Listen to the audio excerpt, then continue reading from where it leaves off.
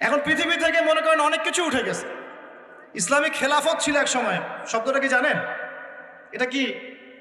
আল্লাহ পাকের জমিনে আল্লাহর শাসন, এটা হলো খেলাফত। আল্লাহ পাকের জমিনে কার শাসন? নাকি আল্লাহর জমিনে চলবে শয়তানের শাসন? কোনটা? জমিন আল্লাহর, মানুষ আল্লাহর সৃষ্টি, সমাজ আল্লাহর সৃষ্টি, শাসন চলবে আল্লাহ। সিম্পল। আল্লাহ পাকের জমিনে আল্লাহর শাসন মানে খেলাফা। আর সারা বিশ্বের কোথাও আপনি ইসলামী খেলাফা পাচ্ছেন না। তাই বলে কি খেলাফার কনসেপ্ট উঠে গেছে? ইনশাআল্লাহ তাআলা ঈসা ইবনে মারইয়াম যখন আসবেন, আল মাহদি যখন আসবেন, আবার সারা বিশ্বে এই খেলাফত রিস্টোর করা হবে। তাহলে এটা হলো পলিটিক্যাল সুন্নাহ। এটা কি সুন্নাহ বলেন? এটা পলিটিক্যাল সুন্নাহ। দিন আর দিরহামের কথা বললাম, এটা ইকোনমিক সুন্নাহ। তো এই সুন্নাহগুলো ঠিকই বোঝেন। হাত বাঁধতে হবে কোথায়, পায়ে পা লাগবে কি লাগবে না, রফল এদান করতে হবে কি হবে না, চাল দিয়ে দিব নাকি কিসমিস দিব না টাকা দিব, এগুলো সুন্নাত তো মাশাআল্লাহ খুব ভালোই বোঝেন। কিন্তু পলিটিক্যাল, ইকোনমিক, সোশ্যাল সুন্নাতগুলো বুঝবেন না। এগুলো কি ইসলামের অংশ না? না ইসলামের বাইরে এগুলো? তো আমি আশা করি আমাদের যুব সমাজ কোরআনকে বুকে আগলে ধরবে ইনশাআল্লাহ। পারবেন তো ভাই? আজকে যদি সারা ওয়াজের সব কথাও ভুলে যান, এই কথাটা মনে রাখেন যে আমরা কোরআনহীন জীবনযাপন করব না ইনশাআল্লাহ। প্রত্যেকদিন কমপক্ষে এক পারা করে হলেও কোরআন তেলাওয়াত করবো ইনশাআল্লাহ। অর্থ বুঝি চাই নাই বুঝি তেলাওয়াত করবো ইনশাআল্লাহ। তেলাওয়াত করতে করতে করতে কোরআনের প্রতি একটা মহব্বত সৃষ্টি হবে। যখন মহব্বত সৃষ্টি হবে তখন ইনশাআল্লাহ আপনি অর্থ বোঝার দিকেও মনোযোগ দিবেন ইনশাআল্লাহ। অর্থ বুঝতে বেশি কিছু লাগে না, আরবি ভাষাটা জানলেই হয়, আরবি ব্যাকরণটা জানলেই হয়। আমরা একসাথে 5টা ভাষা শেখার মতো মেন্টাল ক্যাপাবিলিটি রাখি, এটা সায়েন্স বলে। একটা ছোট বাচ্চা একসাথে 5টা ভাষা শেখার মতো মানসিক দক্ষতা রাখে। এবং আগের যুগে, এই যে ব্রিটিশ পিরিয়ডের আগে আমাদের বাপদাদারা যারা ছিল, তারা বাংলা, ইংরেজি, উর্দু, ফার্সি, আরবি 5টা ভাষাই জানতো না? আমাদের দাদা পরদাদাদের জেনারেশন, মানে আমি আমার জেনারেশনের কথাই বলি, তারা এসেছিল বাগদাদ থেকে এই বাংলাদেশে দিন প্রচার করতে। আমি এতটুকু শুনেছি, আমি এর বেশি কিছু জানি না। আমি আমার বাবা দাদাদের কাছে শুনেছি তারা এসেছে বাগদাদ থেকে এই ভারতীয় উপমহাদেশে দিন প্রচার করতে। তারা 5টা ল্যাঙ্গুয়েজ জানত, বাংলা, ইংরেজি, উর্দু, ফার্সি এবং একটা কি আরবি। তো আমরা যদি এতগুলো ভাষা জানার মতো দক্ষতা রাখতে পারি, কোরআনের ভাষা আরবি শিখতে পারবো না ভাই? কারা কারা বিসিএস কোচিং করছেন হাত তোলেন দেখি। আপনি করছেন বিসিএস কোচিং? বোঝে নাই মনে হয়, এমনি হাত তুলছে আর কি। আচ্ছা, বিসিএস কোচিং কারা কারা করছেন হাত তোলেন দেখি। কেউ করছেন না?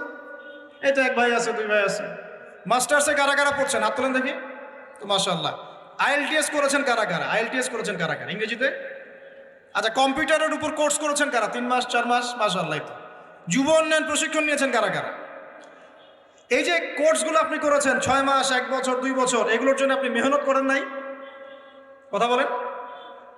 সকালবেলা ভোরবেলা উঠেছেন ঘুম থেকে, খেয়ে না খেয়ে পড়তে বসেছেন, আবার ইউনিভার্সিটি গিয়েছেন, আবার ক্লাস করেছেন, আবার দুপুরে খেয়ে না খেয়ে পড়তে বসেছেন, রাত্রেবেলা দেরি করে ঘুমিয়েছেন, এগুলো করেন নাই?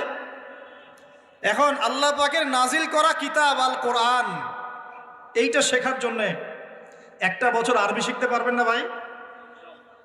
কথা বলেন। আরে নিয়াত তো করেন। আল্লাহ পাকের রহমত এত বেশি, আল্লাহ পাকের রহমত এত বেশি, বান্দা যখন কোনো ভালো কাজে নিয়াত করে সাথে সাথে নেকি লিখে দেওয়া হয়। জোরে বলেন সুবহানাল্লাহ। যুবকদের গলায় সাউন্ড নাই কেন? এখন তো কনসার্ট হলে চিল্লাচিল্লি করতে দেখি। হ্যাঁ, কনসার্ট মানেই তো মাদকতা। দেখো না, এখন নিজে মাদক খেয়ে স্টেজে উঠবে আর বলবে মাদক বিরোধী কনসার্ট।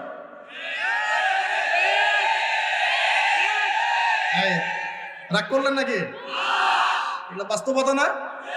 নিজে মাদক খেয়ে স্টেজে উঠে ওইটা বলে মাদক বিরোধী কনসার্টের আয়োজন করছে। আমি আপনাদেরকে একটু পরে কোরআন সুন্নাহ থেকে বলছি যে আসলে মানুষের পরিবর্তন আসলে সম্ভব কিভাবে। এইসব বোগাস শোডাউন দিয়ে সম্ভব নাকি কোরআন সুন্নাহ দিয়ে সম্ভব? তো এই যে ভাইরা যারা 6 মাস, 1 বছর, 2 বছর কোর্স করছেন, পড়াশোনা করছেন, আল্লাহর কালাম শেখার জন্য কোরআনের ভাষাটা শিখতে পারবেন কিনা? একটু নিয়াত করেন আমার সাথে, আগামী রমজান আসার আগেই আল কোরআন তেলাওয়াত করা শিখবেন ইনশাআল্লাহ। একদম মদ, মাখরাজ, তাজবিদের সাথে বিশুদ্ধ করে কোরআন তেলাওয়াত করা শিখবেন ইনশাআল্লাহ। রাজি আছেন? মাত্র 3 মাসের মধ্যে মানুষ কোরআন শিখতে পারে। মাত্র কয় মাস? 3 মাসের মধ্যে মানুষ কোরআন শিখতে পারে, এটা সম্ভব। আর যদি আপনি 2 বছর, 2.5 বছর, 3 বছর সময় দেন আরবি ভাষার পিছনে, ব্যাকরণের পিছনে, ইনশাআল্লাহ তাআলা আপনি কোরআনের অর্থ করতে পারবেন ইনশাআল্লাহ। কোরআন পড়বেন, অর্থটাও বুঝতে পারবেন ইনশাআল্লাহ।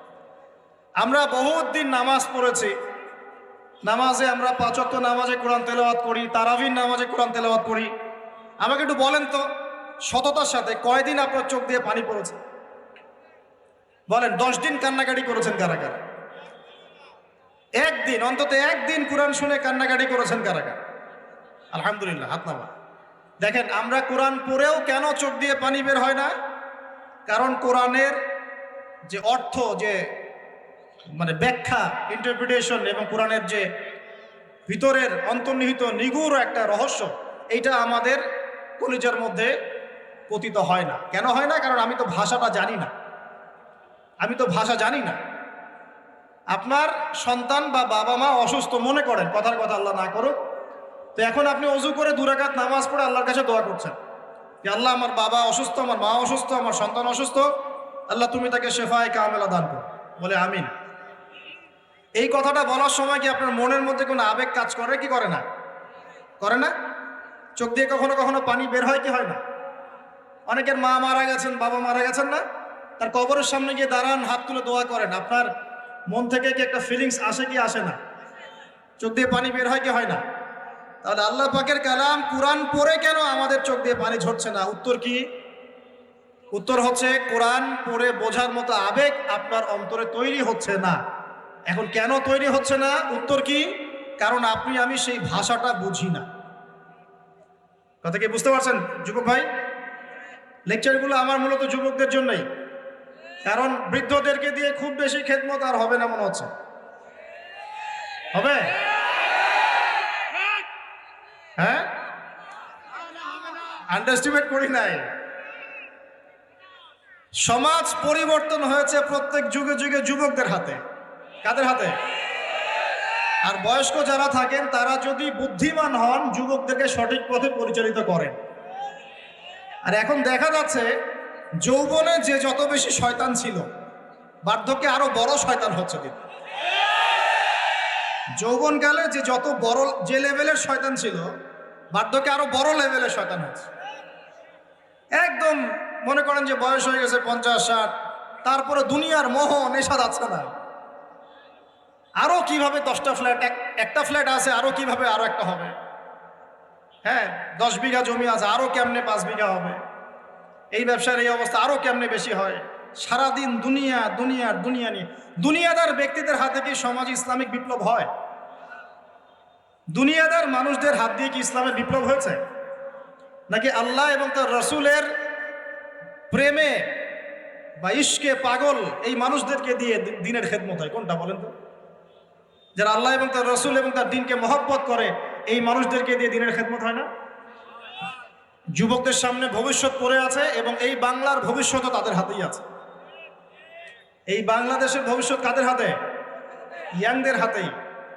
যে যেখানে থাকো না কেন, প্রশাসনে হোক, রাজনীতির মধ্যে হোক, অর্থনীতির মধ্যে হোক, মেডিকেল সেক্টরে হোক, ইঞ্জিনিয়ারিং সেক্টরে হোক, বেসরকারি চাকরি হোক, হ্যাঁ, আলেম ওলামা কেরামদের সেক্টরে হোক, মসজিদে হোক, মিম্বরে হোক, যুবকরা যে যেখানেই যাবেন ইনশাআল্লাহ আল্লাহ এবং তার রসুলের বিধান মেনে চলবেন ইনশাআল্লাহ।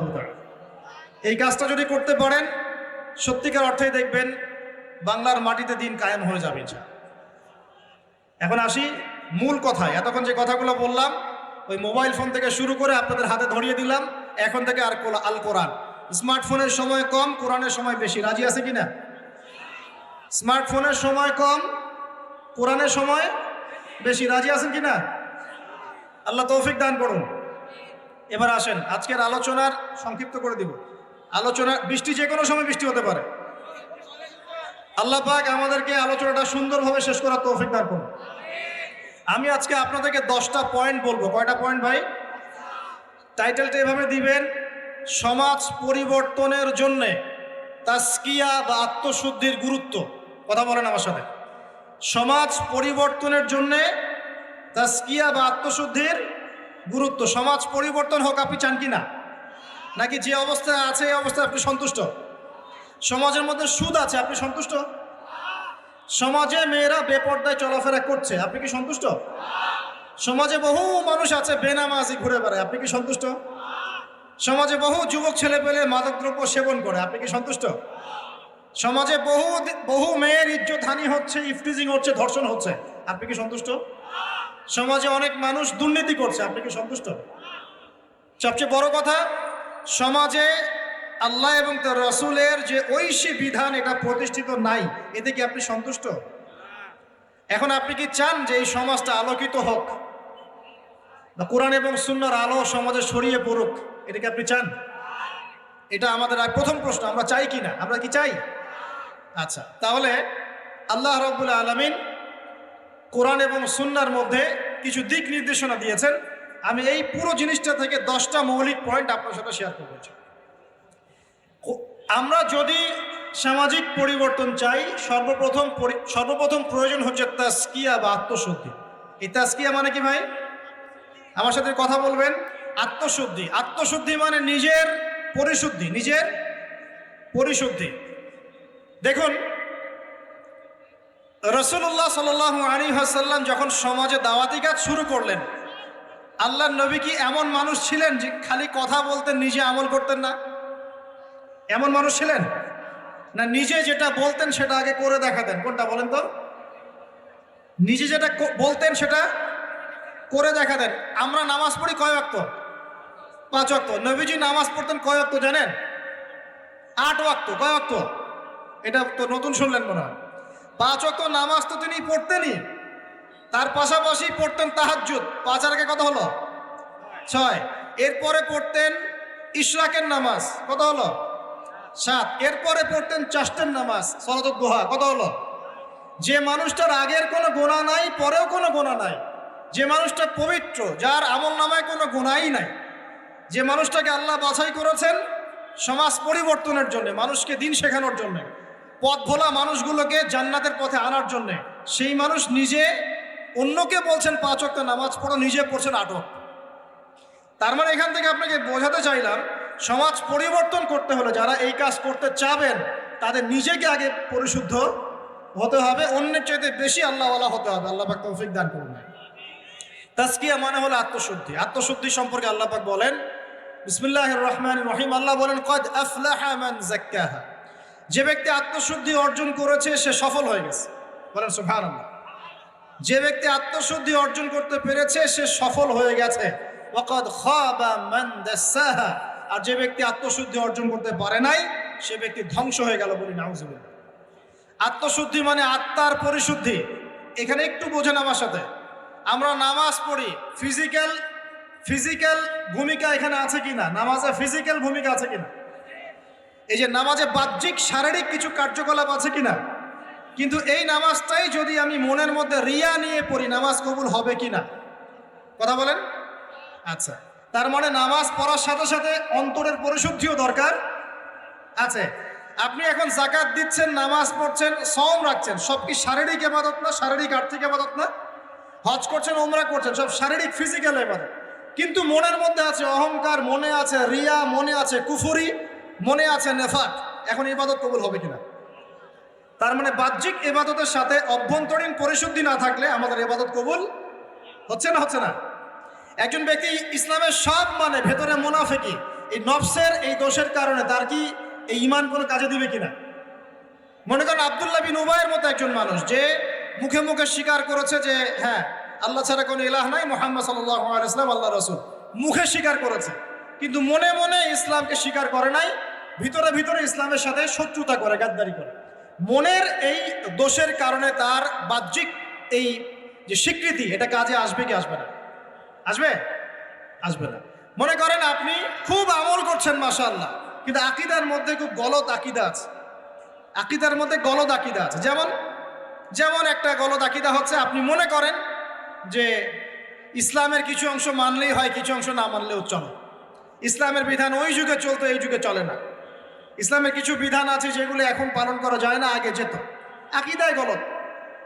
কেউ যদি মনে করে যে তাকদীর বা ভাগ্য বলতে কিচ্ছু নাই, আমি যা করব তাই পাবো, কেউ যদি মনে করে যে আল্লাহ রাব্বুল আলামিনের জাত এবং সিফতগুলো এগুলা মানার দরকার নাই, শুধু আল্লাহকে রব হিসেবে মানলেই হয়। মানে এরকম অনেক গলদ আকীদা আছে, কিন্তু এটা নিয়ে আলাদা লেকচার দেওয়া যায়। তো এখন ইবাদতের আমল সে করছে ঠিকই, কিন্তু আকীদার মধ্যে গলদ বিশ্বাস আছে, এখন তার ইবাদত কবুল হবে কিনা? কথা বলেন, হবে না। একজন ব্যক্তি মনে করেন সুন্নতের উপর আমল করছে, কিন্তু মুহাম্মদ সাল্লাল্লাহু আলাইহি ওয়াসাল্লামের শানে এবং তার অবমাননায় তার অন্তর কলিজা কাঁপে না। কথা বুঝতে পারছেন কি? সুন্নাহর উপর আমল করছে ঠিকই, কিন্তু মুহাম্মদ সাল্লাল্লাহু আলাইহি ওয়াসাল্লামের মহব্বত ভালোবাসা তার ভিতরে নাই, ইবাদত কবুল কতটুকু হবে চিন্তা করেন। এই যে ভিতরের বিষয়গুলা, অন্তরের সাথে সম্পৃক্ত বিষয়, ভিতরের আকীদা, ভিতরের মহব্বত, আল্লাহর প্রতি ভয়, আল্লাহর প্রতি একটা ইহসান, মনটাকে রিয়া মুক্ত করা, অহংকার মুক্ত করা, হ্যাঁ, অন্যের প্রতি বিদ্বেষ মুক্ত করা, তারপরে কুফর নেফাক এগুলো মুক্ত করা, এই যে অন্তরের সাথে সম্পৃক্ত বিষয়গুলোই এই তাজকিয়া বা আত্মশুদ্ধির মৌলিক বিষয়। আমার কথা কি বুঝতে পারছেন? এখন কিভাবে এটাকে পরিশুদ্ধ করব? বিশ্বাস করেন, ভিতরটা যদি পবিত্র থাকে, বাহিরের ইবাদত অল্প হলেও জান্নাতে যাবেন ইনশাআল্লাহ। ভিতরের বিষয় যদি পবিত্র থাকে, বাহিরের আমল যদি কমও হয়, ইনশাআল্লাহ আপনি জান্নাতে যাবেন। বিশ্বাস করছেন না? এক ব্যক্তির কথা শোনাই, তাহলে বুঝবেন। সে এত বেশি পাপ করেছিল যে তার সন্তানদেরকে বলেছে আমার মৃত্যুর পরে আমার লাশটাকে পুড়িয়ে ফেলবে, ছাইগুলো অর্ধেক বাতাসে ভাসিয়ে দিবে, অর্ধেক ছাই সমুদ্রে ভাসিয়ে দিবে। ঠিক আছে, এটা তো হাদিস আপনারা জানেন, ওলামায়ে কেরাম যারা আছে। এখন সন্তানরা তাই করেছিল, আল্লাহ পাক তাকে আবার জীবিত করে বলেছেন যে কেন এই কাজ করেছিলা? সে বলেছে মিন খাশিয়াতিকা ইয়া রাব্বি, আল্লাহ তোমার ভয়ে কাজ করেছি। ওয়া আনতা আ'লামু মিন্নি, আপনি আমার চেয়ে ভালো জানেন যে আমি আপনার ভয়ে করেছি না অন্য কোনো কারণে করেছি। তো আল্লাহ পাকের ভয়ে সে এমন একটা কাজ করেছে যে কাজটা কিন্তু মনে হচ্ছে কুফরি, কারণ সে মনে করছে আল্লাহ তাকে আবার পুনরুত্থিত করতে পারবে না, তাই সন্তানদেরকে বলছে আমাকে পুড়িয়ে ছাইটাই ভাসিয়ে দিস। আল্লাহ পাক বলছেন কেন করেছো? সে বলছে তোমার ভয়, আল্লাহ তোমার ভয় করেছে। আল্লাহ পাক তাকে বললেন তুমি যদি আমার ভয়েই করে থাকো, আর হ্যাঁ তুমি আমার ভয়েই করেছিলে, আজকে আমি তোমাকে মাফ করে দিলাম, যাও। সেই ব্যক্তি বলেছিল আমার চেয়ে বড় পাপ কেউ করে নাই, আল্লাহ যদি আমাকে ধরতে পারে তাহলে খবর আছে। তার মানে তার ধারণা আল্লাহ তাকে ধরতে পারবে না, এটা কিন্তু কুফরি আকীদা। তারপরে আল্লাহ পাক তাকে কিন্তু মাফ করলেন। কেন? সে বলছে আল্লাহ আমি শুধু আপনার ভয়েই কাজটা করেছি, আর আপনি খুব ভালোই জানেন আমি আপনার ভয় করেছি কিনা। এই যে ভিতরের পরিশুদ্ধতার কারণে আল্লাহ বাইরের গুনাহটা মাফ করে দেন। আমার কথা মানে বুঝতে পারছেন? মানে ভিতর যদি পরিষ্কার হয়, পরিচ্ছন্ন হয় এবং আকীদা ঠিক থাকে, তাজকিয়া ঠিক থাকে, আমল অল্প হলেও ইনশাআল্লাহ জান্নাতে যাবো ইনশাআল্লাহ। খুশি হন নাই? তা একবার বলেন সুবহানাল্লাহ। এবার আসেন কিভাবে এটা অর্জন করতে পারি। এক নাম্বার, তাজকিয়া বা আত্মশুদ্ধি অর্জনের প্রথম কাজ হচ্ছে, সর্বপ্রথম কাজ সেটা হলো নিজেকে নিয়ে ফিকির করবেন, অন্যের ফিকির বাদ দিবেন। কি বললাম ভাই? নিজেকে নিয়ে ফিকির করবেন, অন্যের ফিকির আপাতত বাদ দিবেন। আজকে থেকে আগে ফিকির হবে কাকে নিয়ে? নিজেকে নিয়ে। আমি দলিল দিচ্ছি, এমনি কথা বলছি না। আল্লাহ পাক বলছেন সূরা মাইদা আয়াত নাম্বার 105, সূরা মাইদা আয়াত নাম্বার 105, আল্লাহ পাক বলছেন ইয়া আইয়ুহাল্লাযীনা আমানু, হে মুমিনগণ, আলাইকুম আনফুসাকুম লা ইয়াদুররু মান দাল্লা ইন ইহতাদাইতুম ইলাল্লাহি মারজিউকুম জামিআন ফায়ুনাব্বিউকুম বিমা কুনতুম তা'মালুন। আল্লাহ পাক বলছেন হে মুমিনগণ, হে তোমরা যারা ঈমান এনেছো, আলাইকুম আনফুসাকুম, আগে তোমরা নিজেরা নিজেদের নফসের খবর নাও। কি বলছেন আল্লাহ পাক? নিজেরা নিজেদের নফসের খবর নাও। লা ইয়াদুররু মান দাল্লা ইন ইহতাদাইতুম, কেউ যদি পথভ্রষ্ট হয়ে যায় এতে তোমার কোনো ক্ষতি নাই, আগে নিজের খবর নাও, নিজের নফসের খবর। তাহলে প্রথম কাজ কি ভাই? আমার সাথে বলেন।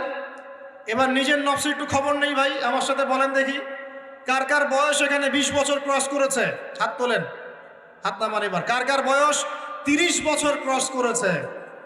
কার কার বয়স 40-50 ক্রস করেছে? আচ্ছা এবার হাত নামান। এবার আজকে বাসায় গিয়ে ঠান্ডা মাথায় আমার এই কথাটা শুনবেন। জাদনান ভাই ঢাকা থেকে 6 ঘন্টা জার্নি করে আসছিল, আইসা আমার এই কথাটা বইলা গেছে। কি বলছে? এই যে 30 বছর, 20 বছর, 40-50 বছর আপনার জীবন থেকে চলে গেছে, একটু চোখ বন্ধ করে আজকে বাসায় গিয়ে আপনি চিন্তা করবেন নিজের নফসের খবর কিভাবে নেবেন সেটা বলছি। চিন্তা করবেন যে এই 40 বছরে 30 বছরে আপনি 30 দিন জামাতের সাথে নামাজ পড়েছেন কিনা। মন খারাপ করলেন? আত্মশুদ্ধি এবং আত্মসমালোচনা এভাবেই করতে হয়। চিন্তা করবেন 30টা রোজা যে আমার জীবনে চলে গেল, আমি সব বছর প্রত্যেকটা রোজা রেখেছিলাম কি না। চিন্তা করবেন এই 30 বছরে আপনি বেশি না ভাই 30টা সূরা পড়েছেন কিনা, 30 দিন কোরআন নিয়ে বসেছেন কিনা, 30টা আয়াত আপনি মুখস্থ করেছেন কিনা। 30টা আয়াত, মাত্র 30টা আয়াত, যেমন আলহামদুলিল্লাহি রাব্বিল আলামিন, আর রহমানির রহিম, মালিকি ইয়াউমিদ্দিন, এভাবে 30টা আয়াত আপনি মুখস্থ করেছেন কিনা, মাত্র 30টা। চিন্তা করবেন ঠান্ডা মাথায় 30টা হাদিস নবীজির পড়েছিলেন কিনা সারা জীবন, 30 দিন দান সৎকা করেছেন কিনা, মানুষকে সৎ কাজে আদেশ করেছেন কিনা, একটু আল্লাহর রাস্তায় সময় দিয়েছিলেন কিনা, মানুষকে অসৎ কাজে বাধা দিয়েছিলেন কিনা, দিন প্রচারের জন্য কিছু একটা করেছিলেন কিনা, একটা বই লিখেছিলেন কিনা, একটা লেকচার দিয়েছিলেন কিনা, মিম্বরে দাঁড়িয়ে একটা খুতবা দিয়েছিলেন কিনা, একটা হালাকায় বসে মানুষকে কিছু ভালো নসিহত করেছিলেন কিনা, মিসকিনকে খাইয়েছিলেন কিনা, এতিমখানায় 30টা টাকা দান করেছিলেন কিনা, মসজিদ মাদ্রাসায় দিনের খেদমতের জন্য কিছু করেছিলেন কিনা। এই ফিকিরটা ভাই করা যাবে কি বাসায় গিয়ে? আমি জানি হয়তোবা আল্লাহ না করুক, কিন্তু হয়তোবা বেশিরভাগ মানুষের উত্তর আসবে কি হ্যাঁ না না।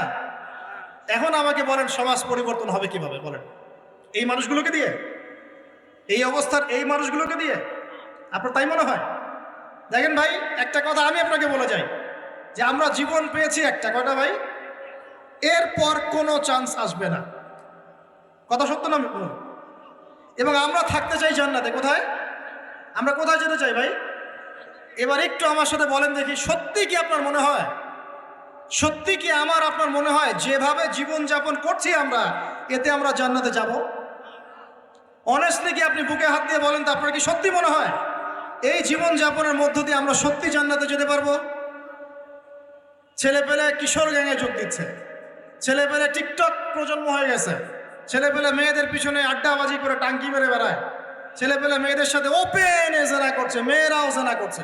কিছু কিছু বদ মেয়ের স্বভাব এমন, সে চাচ্ছে যেন তার সাথে জেনা করা হোক। চুল খুলে নগ্ন হয়ে রাস্তাঘাটে ঘুরে বেড়াচ্ছে। বাড়ির মেয়েরা পর্দা করছে না, মা পর্দা করছে না, বোন পর্দা করছে না, স্ত্রী পর্দা করছে না। দিব্যি বাসায় সুদের টাকা ঢুকছে, হারামের টাকা ঢুকছে, দুর্নীতির টাকা ঢুকছে, ঘুষের টাকা ঢুকছে। সত্যি মনে হয় যে এইভাবে আমল করে আমরা জান্নাতে যেতে পারবো? অথচ আল্লাহ সৃষ্টি করেছেন আমাদেরকে তার ইবাদত করার জন্য। এই দুনিয়ার জীবনের সংক্ষিপ্ত হায়াত দিয়েছেন, মৌতের পর হয় জান্নাত, তাহলে জাহান্নাম, আর কোনো বিকল্প অপশন নাই। তাহলে ভাই আত্মশুদ্ধির দরকার নাই?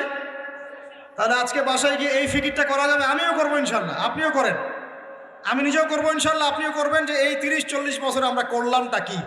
পারা যাবে ইনশাল্লাহ ভাই? এই চিন্তা যদি আপনার রাতের ঘুমটা আজকে হারাম করে ফেলায়, কালকে থেকে ইনশাল্লাহ এই ছেলেগুলোকে দিয়ে সমাজ সংস্কার হবে, ইসলাম প্রতিষ্ঠা হবে ইনশাআল্লাহ। কি যুবক ভাইরা, হবে না ইনশাআল্লাহ? আল্লাহ পাক কবুল করুন, বলি আমিন। 1 নাম্বার, নিজের চরকায় তেল দেওয়া। অন্যের কথা পরে, কে কি করে, নামাজ পড়ে কিনা, কে কি বলে লেকচারে, কার কি সমালোচনা করা যায়, সব বাদ। আগে নিজের চিন্তা করব। আলাইকুম আনফুসাকুম, নিজের নফসের খবর নাও, বাস। এখন দেখলাম নিজের নফসের খবর ভালো না, তাহলে কি করণীয়? করণীয় হচ্ছে এই ফজরের ওয়াক্ত থেকে শুরু হবে। কালকের অপেক্ষা করব না, ফজরের ওয়াক্ত থেকে শুরু হবে। আমরা উঠবো তাহাজ্জুদে ইনশাআল্লাহ, রাজি আছি? সুন্দর মতো ওযু করবো ইনশাআল্লাহ, ওযু করে কমপক্ষে 2 রাকাত নামাজ পড়বো ইনশাআল্লাহ। পরে আল্লাহর কাছে চোখের পানি ছেড়ে দিব, দিয়ে বলবো, আল্লাহ সারা জীবন যা করেছে আল্লাহ তুমি মাফ করো। কি আমিন বলেন? আরে আজীব এলাকায় আসলাম রে ভাই, আপনাদের কোনো জাজবা নাই নাকি, চেতনা নাই নাকি? আমিন বলেন, আল্লাহ মাফ করে দেখ। এখন তো দোয়া কবুলের সময়, এখন যে দোয়া করবেন কবুল হবে ইনশাআল্লাহ, বিশ্বাস করছেন না? আমরা দোয়া করি অবিবাহিত যুবকদের আল্লাহ বিয়ের ব্যবস্থা করে দাও, শাবাশ। আমরা দোয়া করি যে বেকার যুবক যারা, তাদেরকে আল্লাহ রিজিকের ব্যবস্থা করে দাও। আল্লাহ যেসব মেয়ে দিনী বোনদের বিয়ে শাদী হচ্ছে না, তাদেরও বিয়ের ব্যবস্থা করে দাও। আল্লাহ পাক যুবক ভাইদেরকে দিনের জ্ঞান অর্জনের তৌফিক দান করুন। সামনে হজের মৌসুম আসতেছে, অনেকে হজে যাবে ইনশাআল্লাহ, আমাদেরকেও যাওয়ার তৌফিক আল্লাহ দান করুন। আল্লাহ রাব্বুল আলামিন আমাদের যুবক ভাইদেরকে আগামী দিনে বাংলার জমিনে দিন কায়েমের জন্য কবুল করে নেন, আমিন। উলামায়ে কেরামের মধ্যে আল্লাহ মহব্বত বাড়ায় দেন, দলে দলে বিভক্তিগুলো বন্ধ করেন। দলে দলে বিভক্তি শুনলে আমার গা জ্বলা শুরু করে, এই জন্য অনেকে আমাকে একটু রাগ করেন আমার সাথে, এসে আমার সাথে দলীয় পরিচয় দিবেন না, আমি অমুক দল করি, আমি তমুক দল করি। দলে দলে তা বিভক্ত করে উম্মাটাকে বিভক্ত করে রেখে দিয়েছে নাকি, হাজার হাজার ফেরকায় বিভক্ত করে রেখে দিয়েছে। কারোর সাথে কারো ভালো সম্পর্ক নাই, কিন্তু মুখে কিন্তু বলে যে আমরা সবাই এক, কিন্তু আদতে সেটা নাই। মনের ভিতরে যে কি পরিমাণ হিংসা আর বিদ্বেষ, সেটা তো মাঠে যারা চলাফেরা করে তারাই বুঝতে পারে। বিভক্তিগুলো খুব ভালো জিনিস। হ্যাঁ, আপনি একটা মানে ফাউন্ডেশন করছেন বা অ্যাসোসিয়েশন করছেন বা পলিটিক্যাল একটা দল করেন, ইটস ওকে, এটা মানুষ করতে পারে। তাই বলে অন্যদের সাথে কি হিংসা বিদ্বেষ পোষণ করে বিভক্তি বাড়াতে হবে? সবার সাথে একটা হৃদ্যতাপূর্ণ সম্পর্ক রাখা যায় না? হ্যাঁ, আমিও মাশাআল্লাহ দিনের কাজ করছি, ওই ভাইও করছে মাশাআল্লাহ, আলহামদুলিল্লাহ। তার দ্বারা কিছু খেদমত হচ্ছে, আমার দ্বারা হচ্ছে, তার দ্বারা হচ্ছে। ইনশাআল্লাহ একদিন যখন আল্লাহ পাকের পক্ষ থেকে মনোনীত কোনো নেতা আসবে, তখন সবাইকে ঐক্যবদ্ধ করবেন ইনশাআল্লাহ। আল্লাহ পাক সেই নেতৃত্ব নিয়ে আসুন বলি আমিন। দোয়া করা যায় না? আল্লাহ পাক নিয়ে আসবেন ইনশাআল্লাহ। আর যদি দেখি যে আসছেই না, তাহলে নেতা হইতে হবে। যখন মাঠে নেতা নাই, তখন নেতা হতে হবে। নেতা হওয়ার আপনারা যোগ্যতা অর্জন করেন, পড়াশোনা করেন। কোরআনে কিন্তু নেতৃত্বের দুইটা বৈশিষ্ট্য বলা আছে। কয়টা ভাই? তালুতের কথা মনে আছে? তালুত আর জালুত সূরা কোন সূরা আছে বলেন? কেউ বলতে পারবে? এই যুবক ছেলেটা বলো, কোন সূরা আছে? মাশাআল্লাহ, সূরা বাকারায়। শোনেন, বনু ইসরাইল মুসা আলাইহিস সালামের পরের নবীকে বলছেন, ওই নবীর নাম ইউশা বিন নুন, যে হে নবী, আমরা আল্লাহর পথে জিহাদ করতে চাই। কি করতে চাই? এই শব্দ তো কোরআনে নাই, আছে না নাই? এই শব্দ বললে তো কিছু মানুষ খারাজি ফতোয়া মারা শুরু করে। বড় মুশকিল আছে এদেরকে নিয়ে। আমি আশ্চর্য একটা জিনিস, ইবাদতকে সন্ত্রাস বানাই দিলেন কিভাবে? ইবাদতকে সন্ত্রাস বানালেন কিভাবে? পশ্চিমের টাকা খেয়ে? হ্যাঁ, পশ্চিমারা যা বোঝায় তাই বুঝতে হবে। ইসলামের সংজ্ঞা ব্যাখ্যা ওরা দিবেন, আমরা দিব? সুবহানাল্লাহ। ব্রিটিশ আমলে আমাদের বাপদাদারা যে ওদেরকে পিটিয়ে বের করেছিল, তারা কি সন্ত্রাসী ছিল? আমাদের বাপদাদা সন্ত্রাসী ছিল? বলেন তো। জুলুমের বিরুদ্ধে কেউ দাঁড়িয়ে গেলে সে সন্ত্রাসী হয়? এই যে 1971-এ আমাদের সাথে জুলুম হয় নাই, তখন বাংলার মানুষ যার যা ছিল তাই নিয়ে মাঠে নামে নাই, তো বাংলার সেই ফ্রিডম ফাইটাররা কি সন্ত্রাসী হয়ে গেছিল? ভাই বোন থেকে দীর্ঘদিন থেকে একদম স্টিম রোলার পিছায় ফেলা হচ্ছে। রমজান মাসে দেখলেন কি হলো? রমজান মাসে বেচারা নামাজ পড়তে গিয়েছে, লাঠি পেটা করে মসজিদ থেকে বের করে দিল মুসলমানদের। এখন ওই যে যারা একটু পাথর টাথর নিয়ে ঢিলাঢিলি করে, ওরা সন্ত্রাসী হয়ে গেছে। আর যারা মুসলমানদেরকে পিটাই বের করে দিল, ওরা হলো মানবতার সেবক। এই সংজ্ঞা শিখায় আমাদেরকে। যাই হোক, বাদ দেন, ওইদিকে না যাই। ওইদিকে বললে আমি একটু মানে কি বলবো, কি বলে এটাকে, আউটবাস্ট হয়ে যায় আর কি। মানে ভিতরের ক্রোধটাকে দমায় রাখতে পারি না। মাঝে মাঝে এমন হয় যে ভিতরের এগ্রেশনটা ধরে রাখতে পারি না, কিন্তু আপনাদের স্বার্থে ধরে রাখতে হয়। কারণ কোনো কিছু না হওয়ার চেয়ে কিছু হওয়া ভালো, কোনো কিছু না হওয়ার চেয়ে কিছু হওয়া ভালো, এই স্বার্থ চিন্তা করে চুপ করে থাকি। কিন্তু একটা জিনিস মাথায় রাখবেন, আল্লাহ রাব্বুল আলামিন এই বিশ্বে পরিপূর্ণ ইসলাম প্রতিষ্ঠা না করা পর্যন্ত কিয়ামত দিবেন না ইনশাআল্লাহ। এই জিনিসটা মাথায় ভালো করে ঢুকায় নিন। এরপরে ইসলামের এগেইনস্টে যা করার করতে থাকেন, আল্লাহ এটা করবেন ইনশাআল্লাহ, কোনো সন্দেহ নাই। লা শাক্কা ফীহি, এর মধ্যে কোনো সন্দেহ নেই। কার দ্বারা করবেন, কিভাবে করবেন, আল্লাহু আ'লাম বিস-সাওয়াব, আমরা জানি না। এখন তালুতকে আল্লাহ পাক মনোনীত করলেন। ইউশা বিন নুনকে বনু ইসরাইল বলছে, আল্লাহর পথে আমরা যুদ্ধ করতে চাই, আমাদের জন্য নেতা দাও একটা। তখন ইউশা বিন নুন বলছে, আমি যদি নেতার জন্য দোয়া করি, তোমরা তো আবার পৃষ্ঠপ্রদর্শন করে পালায় যাবা, তোমাদেরকে চিনি ভালো করে, আমরা তোমাদেরকে খুব ভালো করে চিনি। তখন বনু ইসরাইল বলছে, না, আমরা এটা করবো না। কেন করবো? ওয়াকাদ উখরিজনা মিন দিয়ারিনা, আছে না সূরা বাকারায়? আমাদেরকে আমাদের ঘর বাড়ি থেকে বের করে দেওয়া হয়েছে, আমরা কেন পিছিয়ে পড়বো? তখন আল্লাহর কাছে তিনি দোয়া করলেন, আল্লাহ পাক তালুতকে নেতৃত্ব দিলেন। কাকে? তালুত। আর এই যে তালুতকে নেতৃত্ব দিয়েছেন, এই নেতৃত্ব দেওয়ার পর আল্লাহ পাক বললেন যে তালুতকে আমি দুইটা স্পেশাল গুণ দিয়েছি। কয়টা ভাই? তার মানে নেতৃত্বর স্পেশাল গুণাবলী কয়টা? একটা হচ্ছে জিসমান, তালুতকে আমি দিয়েছিলাম শারীরিক শক্তি, ফিজিক্যাল স্ট্রেংথ, শারীরিক শক্তি। আর এখন বহু নেতা সমাজে দেখাতে হাঁটতেই পারে না। নেতা হওয়ার আগে আগে ফিজিক্যালি স্ট্রং হতে হবে, তাই না ভাই? ফিজিক্যালি স্ট্রং না হতে পারলে নেতৃত্ব দিতে পারে? ফিজিক্যাল স্ট্রেংথ হচ্ছে প্রথম শর্ত। সে সুস্থ ছিল এবং শারীরিকভাবে অনেক শক্তিশালী ছিল। কে, কার কথা বলছি? যুগে যুগে সমস্ত নেতৃত্ব দেখেন, ওমর ইবনুল খাত্তাব শারীরিকভাবে দুর্বল ছিল না ফিজিক্যাল স্ট্রেংথ ছিল? কোনটা? স্ট্যামিনার কেমন ছিল? আলী রাদিয়াল্লাহু আনহু শারীরিকভাবে কি দুর্বল ছিল? উসমান, আবু বকর রাদিয়াল্লাহু আনহুমা তারা কি দুর্বল ছিল?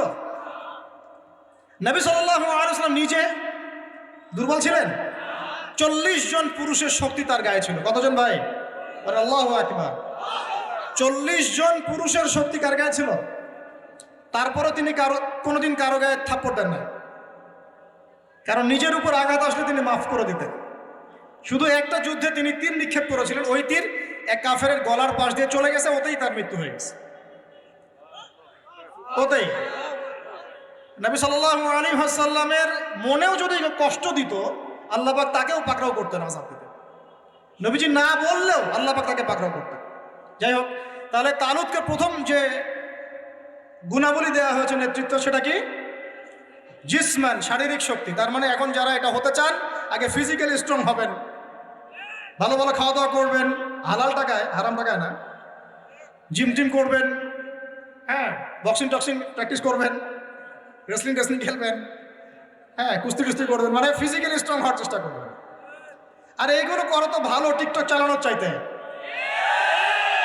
সকালে উঠে যদি আমরা একটু রাউন্ড দিয়ে দৌড়াদৌড়ি করি, মাঠে ফুটবল খেলেন বা একটু ফিজিক্যাল কসরত করেন, একটু জিম করেন, কাজটা ভালো না? এটা ওই টিকটক হচ্ছে ভালো না? বসে বসে ফেসবুক উতানো আর এই যে পর্ন দেখাচ্ছে ভালো না? এই জন্যই বলে এগুলো ভালো, এগুলো করেন, তা ওইগুলোতে যান। এটা হলো 1 নম্বর জিসমান, মানে ফিজিক্যাল স্ট্রেংথ। 2 নম্বর ইলমান, জ্ঞান। কি লাগে ভাই তাহলে? দুইটা, একটা জিসম, একটা ইলম। এখন আমাদের এই দুইটা না থাকলেও চলে, খালি জনগণ বললেই হলো যে আপনার চরিত্র ফুলের মতো পবিত্র, তাই না ভাই? এই দুইটার একটা না থাকলেও চল। আল্লাহ পাক আমাদের সবার উপরে এমন এমন সব নেতৃত্ব নিয়ে আসুন যাদেরকে আল্লাহ পাক শারীরিক শক্তি এবং জ্ঞানের শক্তি দান করছে। বলি আমিন। দোয়া করতে সমস্যা আছে? যাকেই নিয়ে আসুক, সে যদি ফিজিক্যালি শক্তিশালী হয়, তার মধ্যে জ্ঞান থাকে, সে ইসলাম প্রতিষ্ঠা করে, আমার কোনো সমস্যা আছে? কোনো সমস্যা না। আমরা দোয়া করবো আল্লাহ পাক তাকে দীর্ঘ নেয় ঘায়ের দারাজ করে। আমিন। আর যদি দেখি যে কোনো নেতাই নাই, তখন নেতা হতে হবে। কি হতে হবে? আল্লাহ পাক তৌফিক এনায়েত করুন। আমাদের যুবক ভাইদেরকে আল্লাহ কবুল করুন। আমিন। তাজকিয়া অর্জন হচ্ছে সমাজ পরিবর্তনের মূল জিনিস। আর এই তাজকিয়া অর্জনের জন্য প্রথম কাজ হলো নিজের চরকায়, আলাইকুম আনফুসাকুম, নিজেকে নিয়ে ভাবুন, বাস নিজেকে নিয়ে ভাবুন, নিজের কবরকে নিয়ে ভাবুন, আপনার আমলনামা নিয়ে ভাবুন, এই বিগত জিন্দগিতে কি করেছি এটা ভাবেন, সামনের জীবনে কি করতে পারি এটা ভাবেন। এখন মনে করেন আপনি চিন্তা করলেন যে না, আমার জীবনে ভালো কাজ খুব কম আছে। আপনার ভাই বলে গিয়েছিল, আমি মিলিয়েছি খাতা কলম নিয়ে, দেখলাম ভালো কাজ খুব বেশি নাই। এখন কি করতে হবে আপনাকে? প্রথম কাজ, আমার সাথে বলেন আস্তাগফিরুল্লাহ। এটা বায়াত করাচ্ছি, বায়াত বলেন আস্তাগফিরুল্লাহ আল্লাযী লা ইলাহা ইল্লা হুয়াল হাইয়ুল কাইয়্যুম ওয়া আতুবু ইলাইহি। আল্লাহ, আমরা বিগত জীবনে যে পাপগুলোই করেছি, আল্লাহ আমাদেরকে মাফ করুন, এবং আগামী পুরো জীবনে আমাদেরকে কোরআন সুন্নাহ মেনে চলার তৌফিক দান। পারা যাবে ইনশাআল্লাহ? এখন থেকে আর 5 ওয়াক্ত নামাজ ছাড়বো না ইনশাআল্লাহ। রাজি আছি? সম্ভব হলে জামাতে পড়বো, যদি জামাত কোনো কারণে পড়া পসিবল না হয়, অন্তত পক্ষে বাসায় পড়বো ইনশাআল্লাহ। প্রতিদিন 5 টাকা 10 টাকা হলেও দান খয়রাত করবো ইনশাআল্লাহ। প্রতিদিন একজনকে হলেও দাওয়াত দিব ইনশাআল্লাহ। প্রতিদিন একটা করে ভালো কাজের আদেশ করবো ইনশাআল্লাহ। একটা করে হলেও খারাপ কাজে নিষেধ করবো ইনশাআল্লাহ। প্রতিদিন একটা পৃষ্ঠা করে হলেও কোরআন পড়বো ইনশাআল্লাহ। 1 পৃষ্ঠা হলেও হাদিস পড়বো ইনশাআল্লাহ। 1 পৃষ্ঠা হলেও ইসলামিক কোনো বই পড়বো ইনশাআল্লাহ। আর গার্লফ্রেন্ডের নাম্বার মোবাইল থেকে ডিলিট করে দেবো ইনশাআল্লাহ। ঠিক আছে ভাই?